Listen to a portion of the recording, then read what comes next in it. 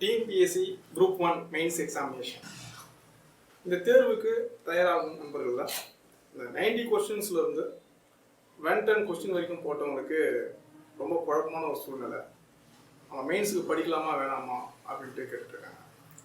நான் ஏற்கனவே போட்ட வீடியோவில் ஒரு தெளிவாக ஒரு பதிவு ஒன்று செஞ்சுருந்தேன்.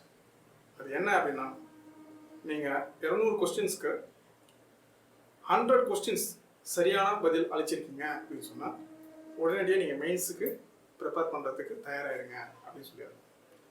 அதுவும் இல்லாத டிஎன்பிஎஸ்சி போட்ட கீ ஆன்சரில் ஒரு 18 கொஸ்டின்ஸ் வரைக்கும் நிறைய இன்ஸ்டிடியூஷன் ஸ்டூடெண்ட்ஸ் எல்லாம் தவறாக ஆன்சர் போட்டிருக்காங்க அப்படி ரேஸ் பண்ணியிருக்காங்க. நாம் வந்து ஒரு 14 கொஸ்டின்ஸ் வரைக்கும் கொஸ்டின் சேலஞ்ச் பண்ணியிருக்கோம், தவறாக ஆன்சர் போட்டிருக்காங்க அப்படின்னு. எனக்கு தெரிஞ்சு குறைஞ்சபட்சம் 5 கொஸ்டின்ஸ் ஆச்சும் டிஎன்பிஎஸ்சி வந்து கூடுதலாக மதிப்பெண் தரத்துக்கு வாய்ப்புகள் அதிகமாக இருக்குது. அதாவது அதனுடைய ஆன்சர் கீஸ் ரீசெட் பண்ணுறதுக்கு வாய்ப்பு இருக்குது. எனவே 100 கொஸ்டின்ஸ் போட்டவங்க உடனடி இப்பயாச்சும் நீங்கள் வந்து படிக்க ஆரம்பிக்கலாம். இது கம்யூனல் ரேங்க் பொறுத்து குறைவாக கூட இருக்கலாம். 95 கூட ஸ்டார்ட் பண்ணலாம். Communal rank SC ST BC எம்பிசின்னு மாறுபடும். ஆக நீங்கள் எந்த சூழ்நிலையிலையும் மனம் தளராது, உடனடியாக மெயின்ஸுக்கு ஸ்டார்ட் பண்ணுறது ரொம்ப நல்லது.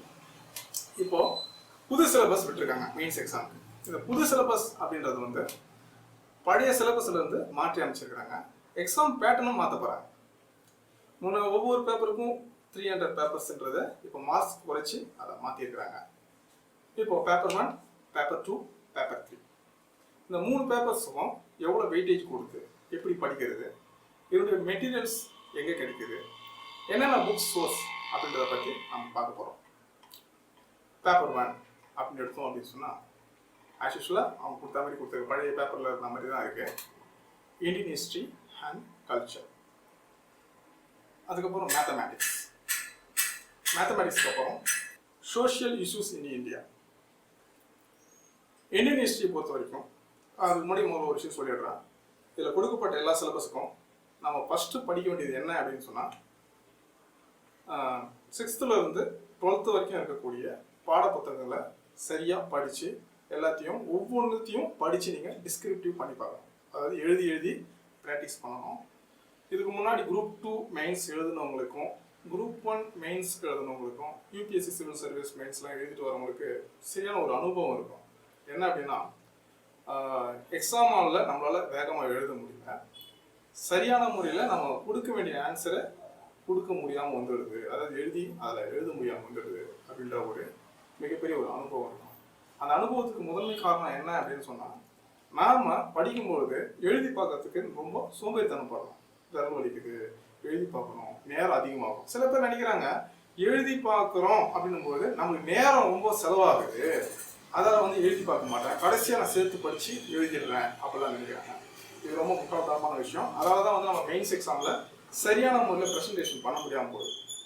ஒவ்வொன்றும் படிக்கும்போதும் கண்டிப்பாக நீங்கள் எழுதி பார்க்கணும். ஃபஸ்ட்டு படிக்க வேண்டியது ஸ்கூல் புக்ஸ் மட்டும்தான். ஸ்கூல் புக்ஸில் இருக்கக்கூடிய சிலபஸ் வந்து அதை டிஎன்பிஎஸ்சி மெயின்ஸுக்கு கொடுத்த சிலபஸ் ஸ்கூல் புக்கில் கவர் பண்ண பிறகு தான் நாம் ரெஃபரன்ஸ் புக்கு நோக்கி போகணும். அது வரைக்கும் அதை நோக்கி போகக்கூடாது. இது நல்லா ஞாபகம் வச்சுக்கணும். ஸோ ஃபஸ்ட்டு பேப்பர் ஹிஸ்ட்ரி பொறுத்த வரைக்கும் ஃபஸ்ட்டு படிக்க வேண்டியது +2 ஹிஸ்ட்ரி புக். இப்போ இருக்கக்கூடிய +2 ஹிஸ்ட்ரி புக்கு. இது இண்டிபெண்டன்ஸ் ஸ்ட்ரகிள் 1947 வரைக்கும் ஒரு செக்மெண்ட் ஆகும். சின்ஸ் இண்டிபெண்டன்ஸ்னு ஒரு பகுதி பிரிச்சிருப்பாங்க. சுதந்திரம் பெற்றதுலேருந்து அது ஒரு பகுதியாக முடிச்சிருக்கும். இந்த பகுதியை படித்து முடிச்சதுக்கு அப்புறம் ரெஃபரன்ஸுக்கு தமிழ் மீடியம் பசங்க அப்படின்னு சொன்னால் வெங்கடேஷன் புக் இருக்குது, சின்ஸ் இண்டிபெண்டன்ஸ், அந்த புக்கு வாங்கிக்கலாம். சுதந்திர போராட்ட வரலாறு வெங்கடேஷன் புக்கு நல்லா இருக்கும். நம்ம எந்த மார்க்கெட்டிங்கும் பண்ணலை, எந்த புக்காக இருந்தாலும் நம்ம வந்து ஓப்பனாக சொல்ல போகிறோம். ப்ரைவேட் புக்காக இருந்தாலும் ஓப்பனாக சொல்ல போகிறோம். அதை நம்ம எதை படிக்க சொல்கிறதுக்காக பசங்களுக்கு சொல்கிறோமோ, நம்ம எதை ஃபாலோ பண்ணுறோமோ அதுதான் நம்ம இந்த வீடியோ மூலமாக சொல்ல போகிறோம். இது ஹிஸ்ட்ரியில் நல்லாயிருக்கும். இங்கிலீஷ் மீடியம் அப்படின்னு சொன்னால் இங்கிலீஷ் மீடியத்துக்கு நீங்கள் சிபிஎஸ்சி புக்கை படிக்கலாம். சிபிஎஸ்சி புக்கு நல்ல ஒரு தரமான புக்கு படிக்கலாம். அவன் ரெட்டி புக்கு படிக்கலாம். அது இங்கிலீஷில் ரொம்ப நல்லா இருக்கும். அடுத்தது ஆப்டிடியூட் பொறுத்த வரைக்கும் ப்ரிலிம்ஸ் எக்ஸாம் மாதிரி இல்லாமல் இந்த எக்ஸாமில் வந்து டெரிவேஷன் பண்ணி காட்டணும். ஒவ்வொரு டெரிவேஷனுக்கும் ஒவ்வொரு ஸ்டெப் பை ஸ்டெப்பும் எழுதுறதுக்கும் மார்க்ஸ் உண்டு. அதை பொறுத்து தான் மார்க் போடுவாங்க. அது ஸ்கூல் பசங்க மாதிரி தான் இந்த பேப்பர் வந்து நம்ம எழுதணும். அதுக்கு 10th standard book and 9th standard mathematics book மட்டும் போதும். இந்த 9th ஸ்டாண்டர்ட் மேத்தமேட்டிக்ஸில் புள்ளியியல் பகுதி ரொம்ப இம்பார்ட்டண்ட்டான ஒரு பகுதி. 10th ஸ்டாண்டர்ட் இதுக்கு தனிப்பட்ட முறையில் இங்கே ஒரு ஆசிரியரை நியமித்து அவங்கக்கிட்ட இருந்து கற்றுக்கிறது ரொம்ப நல்ல விஷயம். அதை நீங்கள் கற்றுக்கலாம். அடுத்ததாக சோஷியல் எக்கனாமிக் இஷ்யூஸ். இந்த சோஷியல் எக்கனாமிக் இஷ்யூஸ்ன்றது வந்து நீங்கள் கொஸ்டின்ஸ் எங்கேயுமே ப்ரெடிக்ட் பண்ணவே முடியாது. இந்த இடத்துல தான் வருது, இந்த கொஸ்டின் வரும், இது ரொம்ப இம்பார்ட்டன்ட் கொஸ்டின் அப்படின்லாம் எதுவுமே கிடையாது. ஏன்னா சோஷியல் எக்கனாமிக் இஷ்யூஸ்ன்றது ரொம்ப பெருசு. இந்தியாவில் சுதந்திரம் பெறுவதற்கு முன்பாக இருந்த சமூக பொருளாதார பிரச்சனைகள் ஒரு பக்கம், சுதந்திரத்துக்கு அப்புறம் சமூக பொருளாதார பிரச்சனைகள்ன்றது ஒரு பக்கம். இதுக்கு 2 செக்மெண்ட்டாக நம்ம படிக்கலாம். ஒன்று, பிரிட்டிஷ் காலனி ஆதிக்கத்தின் போது இந்தியாவில் இருந்த சமூக பொருளாதார பிரச்சனைகள் அப்படின்றது வந்து ஒவ்வொரு ஹிஸ்ட்ரி புக்லேயும் இருக்கும். எஜுகேஷன் சிஸ்டம், பாவர்ட்டி, அதெல்லாம் நிறைய இருக்கும். அதை நம்ம படிச்சிடணும். அதுக்கப்புறம் ஃபஸ்ட்டு கேபினெட் மினிஸ்ட்ரி அமையும் போது இந்தியாவில் நேரு கேபினெட்டினுடைய தலைவராக இருந்தார், பிரதம மந்திரியாக இருந்தார்ன்றது தெரியுமா. அவர் கொண்டு வந்த திட்டங்கள், அந்த பொருளாதார policy, economical policy, external affairs, ரொம்ப முக்கியமானது எக்ஸ்டர்னல் அஃபேர்ஸ் அப்படின்றதெல்லாம் படிக்கணும். இதை கூட சேர்த்து நாம் படிக்க வேண்டியது, நீங்கள் நியூஸ் பேப்பர் கண்டிப்பாக நீங்கள் புக்கு படிக்கிறதுக்கு எவ்வளோ ஈக்குவலண்ட் கொடுக்குறீங்களோ அந்த அளவுக்கு ஒரு எவ்வளோ முக்கியத்துவம் கொடுக்கணுமோ அதுக்கு ஈக்குவலண்ட்டாக both are equivalent to newspaper. News பேப்பருக்கு அவ்வளோ நீங்கள் முக்கியத்துவம் தரணும். ஏன்னு சொன்னால் நியூஸ் பேப்பரில் எடிட்டோரியல் பகுதி வரும். ஒரு நாள் சயின்ஸ் அண்ட் டெக்னாலஜி பற்றி போடுவாங்க, ஒரு நாள் ஹிஸ்டாரிக்கலாக போடுவாங்க, ஒரு நாள் சமூக பொருளாதார பிரச்சனைகளை பற்றிலாம் போடுவாங்க, அரசியல் பொருளாதாரம் தனித்தனி போடுவாங்க. அந்த ஆர்டிகல்ஸ் எல்லாம் படித்து நீங்கள் கண்டிப்பாக ஒரு டிஸ்கிரிப்டிவ் எழுதி பார்க்கணும். படிச்சுட்டு அப்படி விடக்கூடாது, டிஸ்கிரிப்டிவ் எழுதி பார்க்கணும். அப்படி எழுதும்போது உங்களுக்கு மெயின்ஸ் எக்ஸாமுக்கு நேர காலம் குறையும், மற்றவங்களை விட நல்ல ப்ரெசன்டேஷன் பண்ண முடியும். இது வந்து கரண்ட் அஃபேர்ஸ் பகுதியாக வரும். இப்போ இந்த சிலபஸில் எங்கேயும் கரண்ட் அஃபேர்ஸில் மென்ஷன் பண்ணவே இல்லை. இப்போ குரூப் 2 எக்ஸாமில் மெயின்ஸில் பார்த்தோம்னா current affairs, state current affairs, central current அஃபேர்ஸ்னு கொடுத்துருப்பாங்க, யூனிட் கரண்ட் அஃபேர்ஸ்னு கொடுத்துருப்பாங்க, பெரிய கொடுத்துருப்பாங்க. ஆனால் குரூப் 1ல் அப்படி தரல. ஆனால் உங்களுக்கு குரூப் 1 எக்ஸாமில் மெயின்ஸில் கரண்ட் அஃபேர்ஸ் பகுதியில் கொஸ்டின்ஸ் நிறைய எதிர்பார்க்குற கொஸ்டின்ஸ் உண்டு. இது யூபிஎஸ்சி சிவில் சர்வீஸ் மெயின்ஸ்லையும் இப்படி தான் நடக்குது, இப்படி தான் நடந்துட்டு இருக்கு. அதால் வந்து கரண்ட் அஃபேர்ஸ் வந்து எந்த காரணத்தை கொண்டும் படிக்காமல் போயிடாதீங்க. கரண்ட் அஃபேர்ஸ் படிக்கும்போது ஒரு சயின்ஸ் அண்ட் டெக்னாலஜி அப்படின்னு சொன்னால் ஒரு ராக்கெட், ஒரு சேட்டலைட் அப்படின்னு சொன்னால் அதனுடைய மொத்த விளக்கத்தையும் நம்ம வந்து தேடி கண்டுபிடிச்சி படிச்சிடணும். அதுக்கு முக்கியமாக நம்ம தேடி போக வேண்டிய 2 வெப்சைட் இருக்கு, DRDO அண்ட் ISRO. DRDO இது வரைக்கும் கண்டுபிடிக்கப்பட்ட சயின்ஸ் அண்ட் டெக்ஸ் என்னென்ன, அதனுடைய ஹிஸ்டாரிக்கல் என்ன, அதனுடைய டெக்னாலஜி என்ன அப்படின்றது ஓரளவு பார்த்தா போதும். அடுத்து இஸ்ரோவினுடைய டெக்னிக்கலான விஷயங்கள் என்னென்ன இருக்குது, இது வரைக்கும் என்னென்ன ராக்கெட் விட்டுருக்காங்க, GSS என்ன, PSS என்ன அப்படின்றதெல்லாம் பற்றி பார்க்கணும். அது மட்டும் இல்லை, இந்தியாவில் இருக்கக்கூடிய தேசிய அறிவியல் ஆய்வுக்கூடங்கள்லாம் இருக்குது. இந்த தேசிய அறிவியல் ஆய்வுக்கூடங்களுடைய கண்டுபிடிப்புகள் என்னென்ன கண்டுபிடிச்சிருக்கிறாங்க அப்படின்னு பார்க்கணும். அடுத்தது மருத்துவ கவுன்சில் இருக்குது. மருத்துவ கவுன்சிலில் இருந்த ஆராய்ச்சி கூடங்கள் வந்து நிறைய ஆராய்ச்சிகள் மேற்கொள்ளப்பட்டு சமீபத்தில் கூட வைரஸ் பாக்டீரியாவை கூட அலோன்ஸ் பண்ணாங்க. இந்தியாவினுடைய தேசிய நுண்ணுயிரி அப்படின்னு நிறைய பேருக்கு தெரியறது இல்லை. தேசிய நுண்ணுயிரின்னு ஒன்று அறிவிச்சாங்க, அது ஒரு பாக்டீரியா. இப்போ தேசிய விலங்கு இருக்குது, தேசிய மரம் இருக்குது, அந்த தேசிய நுண்ணுயிரி அது ஒன்றும் இல்லை, பாலை தயிராக மாற்றக்கூடிய பாக்டீரியா. இது ஒரு ஜிகா கொஸ்டின் உங்கள்கிட்ட விட்டுறலாம். ஸோ என்ன பாக்டீரியா அப்படின்றது உங்கள் மைண்டுக்குள்ளே போடும் இல்லையா?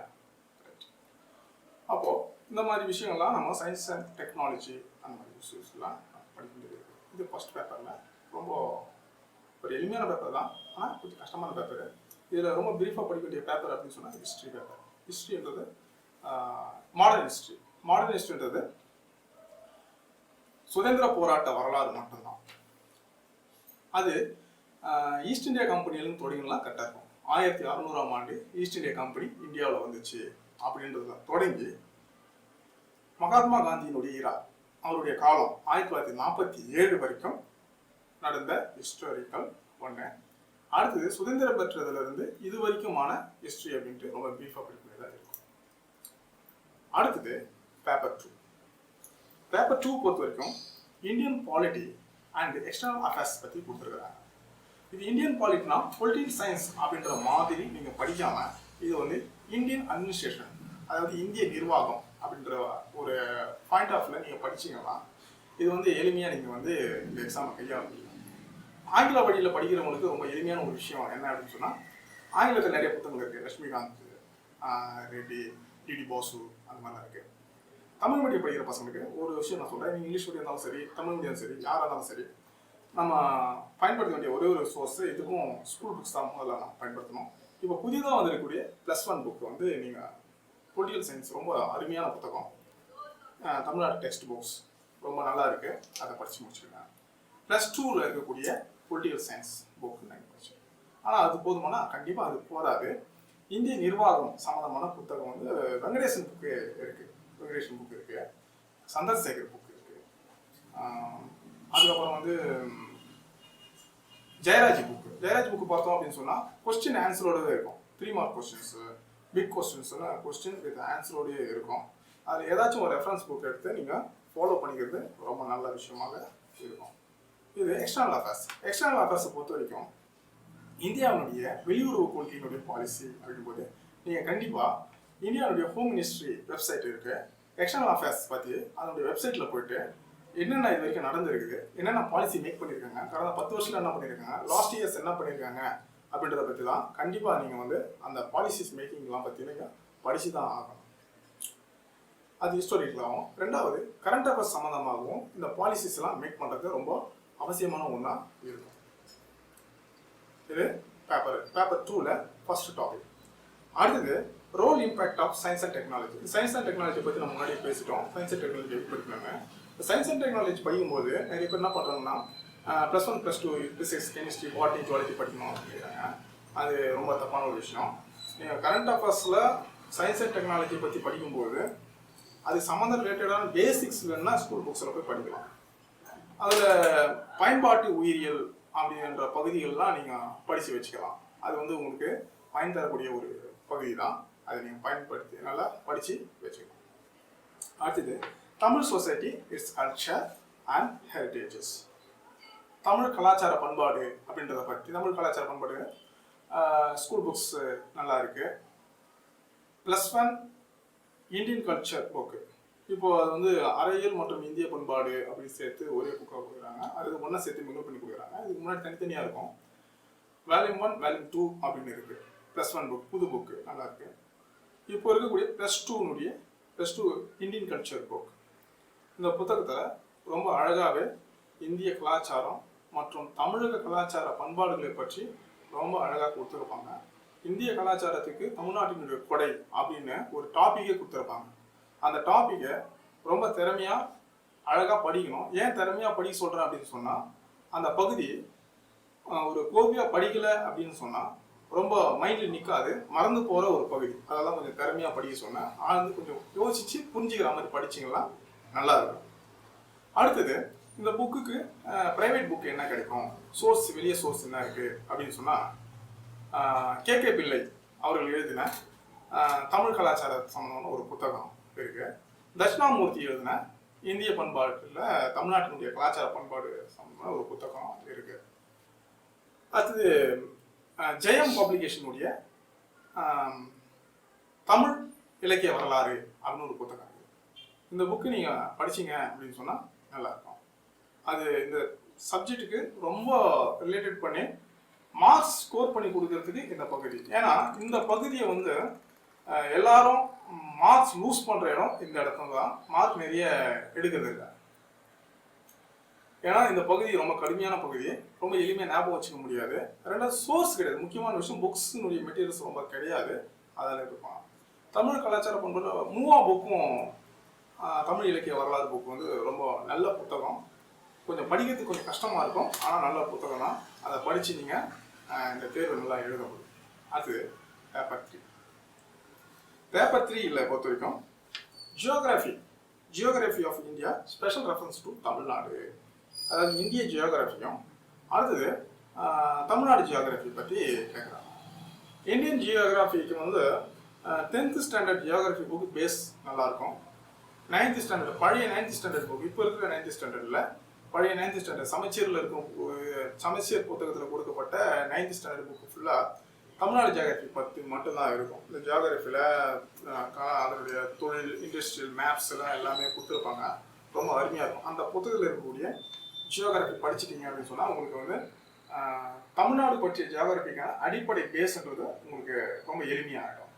இந்தியன் ஜியோகிராஃபி பொறுத்த வரைக்கும் 10th புக்கு வந்து நல்லா இருக்கும். அது மட்டும் இல்லை, ஜியோகிராஃபி படிக்கும்போது நீங்கள் வேர்ல்டு ஜியோகிராஃபியும் சேர்த்து படிக்கணும். ஏன்னா நம்ம முன்னாடியே சொல்லியிருக்கோம், டிஎன்பிஎஸ்சி இப்போ தற்காலத்தில் என்விரான்மெண்ட்டுக்கு ரொம்ப முக்கியத்துவம் கொடுத்துட்டு இருக்காங்க அப்படின்ட்டு நம்ம ஃபர்ஸ்ட்லேருந்து சொல்லிட்டு இருந்தோம். டிஎன்பிஎஸ்னுடைய ப்ரிலிம்ஸ் எக்ஸாம் போடுறதுக்கு முன்னாடி நம்ம சொல்லிட்டு இருந்தோம். அடுத்தது ப்ரிலிம்ஸ் போட்டாங்க, மெயின்ஸினுடைய சிலபஸ் மாற்றினாங்க. சிலபஸ் மாற்றும் போது எல்லாருக்குமே தெரிஞ்ச ஒரு விஷயம், என்விரான்மெண்ட்டுக்கு ஒரு தனியாக ஒரு பேப்பரே கொடுத்துட்டாங்க. டிசாஸ்டர் மேனேஜ்மெண்ட்டோட சேர்த்து ஒரு பேப்பர் கொடுத்துட்டாங்க. அப்போ நம்ம எதெல்லாம் படிக்க வேண்டியது இருக்குது ஜியோகிராஃபி அப்படின்னு சொன்னால், 7th ஸ்டாண்டர்ட் ஜியோகிராஃபி, அது சமச்சீரில். 8th standard geography. அடுத்தது 8th ஸ்டாண்டர்ட் ஜியோகிராஃபி ஏன் சொல்கிறேன்னு சொன்னால், 8th ஸ்டாண்டர்ட் ஜியோகிராஃபின்றது ஃபுல்லாக தொழில் சம்மந்தமான ஒரு ஜியோகிராஃபி, பீப்புள் எக்கனாமிக் ஜியோகிராஃபின்னு சொல்லுவாங்க. அதை ஃபுல்லாக இண்டஸ்ட்ரியல் மேப்ஸ்லாம் ஃபுல்லாக வரும். எந்தெந்த இடத்துல என்னென்ன தொழிற்சாலை இருக்குது, என்னென்ன கொள்கைகள் வகுத்தாங்க, ஃபேக்ட்ரிஸ் பற்றிலாம் நிறைய வரும். தொழில்கள் பற்றி ரொம்ப இம்பார்ட்டண்ட்டாக இருக்கக்கூடிய ஒரு பகுதி பேசிக்காக 8th standard geography. 9th geography, 10th geography. இப்போ புதுசாக வந்திருக்கிற +1 ஜியோகிராஃபி நீங்கள் படிக்கணும். அது வேர்ல்டு ஜியோகிராஃபி. இந்த பகுதி டிசாஸ்டர் மேனேஜ்மெண்ட்டுக்கு, என்விரான்மெண்ட்டுக்கு சப்போர்ட்டிவ் பண்ணுற ஒரு பகுதியாக அது இருக்குது. அதில் வந்து அதை சீக்கிரமாக படித்து முடிக்க வேண்டிய கட்டாயத்தில் நம்ம இருக்கிறோம். இந்த சோர்ஸ் நம்மளுக்கு போதும். மற்றபடி என்விரான்மெண்ட் சயின்ஸுக்கு தமிழ் சோர்ஸ்ன்றது ரொம்ப கம்மி. அப்படி இருந்தாலும் அது வந்து ஒரு தரமானதாக இருக்காது. நீங்கள் அதை வச்சு கிளைம் பண்ணவும் முடியாது. இங்கிலீஷ் மீடியம்னா Shankar IAS academy book, environment சயின்ஸ்ன்றது ரொம்ப ஒரு பிரபலமான ஒரு புக்கு. ஷங்கர் ஐஏஎஸ் அகாடமி சென்னையில் இருக்கு இல்லையா, அந்த புத்தகம் அது அமேசான் போன்ற வெப்சைட்லேயும் கிடைக்கும். மற்றபடி நீங்கள் ஸ்கூல் புக்ஸ் தான் ரெஃபர் பண்ண முடியும். என்விரான்மெண்ட் சயின்ஸை பொறுத்த வரைக்கும் உங்களுக்கு அது நல்ல ஒரு ப்ரெடிக்ட் பண்ணுற ஒரு புத்தகமாக இருக்கும். அடுத்தது இந்தியன் எக்கனாமி. இந்த இந்தியன் எக்கனாமி கொடுத்துட்டு கரண்ட் ட்ரெண்ட்ஸ்னும் கொடுத்துருக்காங்க. ஃபஸ்ட்டு இந்தியன் எக்கனாமி நீங்கள் படிக்கணும். எங்கே படிக்கணும் அப்படின்னு சொன்னால், புதுசாக வந்திருக்கிற +1 புக்கு இந்தியன் எக்கனாமி ரொம்ப நல்ல வேல்யூபிளான ஒரு சோர்ஸாக இருக்குது. அதாவது காம்படிட்டிவ் எக்ஸாமுக்கு நல்ல ஒரு சோர்ஸாக இருக்குது. ரொம்ப நல்ல புத்தகமாக இருக்குது. பழைய +2 புக்கில் இருக்கக்கூடிய இந்தியன் எக்கனாமி அதை நீங்கள் படிக்கணும். அதை படித்து முடிச்சுட்டு ஒவ்வொரு நியூஸ் பேப்பர்லையும், தமிழ் நியூஸ் பேப்பர் இருக்கலாம், இல்லை இங்கிலீஷ் நியூஸ் பேப்பர் இருக்கலாம், எக்கனாமிக்ஸுக்குன்னா ஒவ்வொரு நாளை ஒதுக்கி ஒரு சில பேர் செவ்வாய்க்கிழமை போடுவாங்க, சில பேர் வெள்ளிக்கிழமை போடுவாங்க. அந்த மாதிரி ஏதோ ஒரு நாள் நீங்கள் வாசிக்கிற அந்த நியூஸ் பேப்பரில் என்னைக்கு எக்கனாமிக்ஸ் சம்மந்தமாக ஒரு எடிட்டோரியல் வருது அப்படின்னு பார்த்து, ஒரு கட்டுரை வருதா அப்படின்னு பார்த்து அந்த கட்டுரை நீங்கள் கம்பல்சரி நீங்கள் வாசிக்கணும். நடப்பு இந்தியாவுடைய பொருளாதார சம்மந்தமான அக்ரிமெண்ட்ஸ் எல்லாத்தையும் நீங்கள் ஃபாலோ பண்ணணும். எக்கனாமிக்ஸை பொறுத்தவரையும் புக்கில் இருந்து டைரெக்டாக கொஸ்டின் வர்றதுக்கு வாய்ப்புகள் ரொம்ப கம்மி. அவங்க கரண்ட் எக்கனாமிக்னுடைய ட்ரெண்ட்ஸ் என்ன அப்படின்னு தான் ஸ்ட்ரெயிட்டாக கொஸ்டின் கேட்டுருவாங்க. அக்ரிமெண்ட்டு ஐரோப்பிய யூனியன் வந்து இந்தியாவோட ஒரு அக்ரிமெண்ட்டு, இல்லை ஒபேக்னுடைய ஒரு ஆயில் சம்மந்தமான ஒரு அக்ரிமெண்ட்டுன்னு சொன்னால், அந்த அக்ரிமெண்ட்டை பற்றி அந்த நாட்டில் நடந்திருக்கும், உடனே அதை பற்றி எழுத சொல்லிடுவாங்க. இல்லை தமிழ்நாடு வந்து ஒரு பொருளாதார மாநாடு நடக்குது அப்படின்னு சொன்னால், அந்த பொருளாதார மாநாட்டினுடைய சிறப்பு அம்சங்கள் என்ன, அரசாணைகளை பற்றி எழுதுன்னு சொல்லி அரசாணையிலேயே நேரடியாக எழுத சொல்கிறதுக்கும் வாய்ப்புகள் இருக்குது. ஸோ நம்ம அது வந்து ஃபாலோ பண்ண முடியும். இப்போ இதெல்லாம் படித்து முடிக்கிறதுக்கு நம்மளுக்கு 3 மாதம் பத்தாது. ஏன்னா July month, coming July first week or second வீக்கில் மெயின்ஸ் எக்ஸாம் கண்டிப்பாக வந்துடும். ரிசல்ட்டு போகிறதுக்கு வேணால் கொஞ்சம் லேட் ஆகலாம், காலதாமதம் ஆகலாம். ஆனால் மெயின்ஸ் எக்ஸாம்ன்றது July 1st or 2nd week வந்துடும். இந்த 3 months தான் இருக்குது. இந்த 3 monthsல நீங்கள் ஸ்கூல் புக்கெலாம் படித்து முடிச்சிட்டிங்க, நம்ம சொன்ன இந்த ரெஃபரன்ஸ் புக்கெலாம் முடிச்சிட்டிங்க அப்படின்னு சொன்னால், அதுக்கு மேலே ஒரு பெனிஃபிட்டாக யாரும் சொல்லாத ஒரு விஷயத்தை நான் சொல்ல போகிறேன். தமிழக சட்டமன்றத்தில் ஒவ்வொரு எம்எல்ஏவுக்கும் ஒரு கையேடு ஒன்று கொடுப்பாங்க. அது தமிழ்நாட்டில் இருக்கக்கூடிய ஒவ்வொரு துறைக்கும் இருக்கக்கூடிய பாலிசி மேக்கிங் பற்றி அதில் டீட்டெயிலாக இருக்கும். இப்போது சமூக நலத்துறைன்னு வச்சுங்க, இது வரைக்கும் தமிழ்நாட்டில் இருந்த சமூக நலத்துறைக்கு சம்பந்தமான திட்டங்கள் எல்லாமே அதில் விழாவடியாக இருக்கும். அந்த புத்தகம்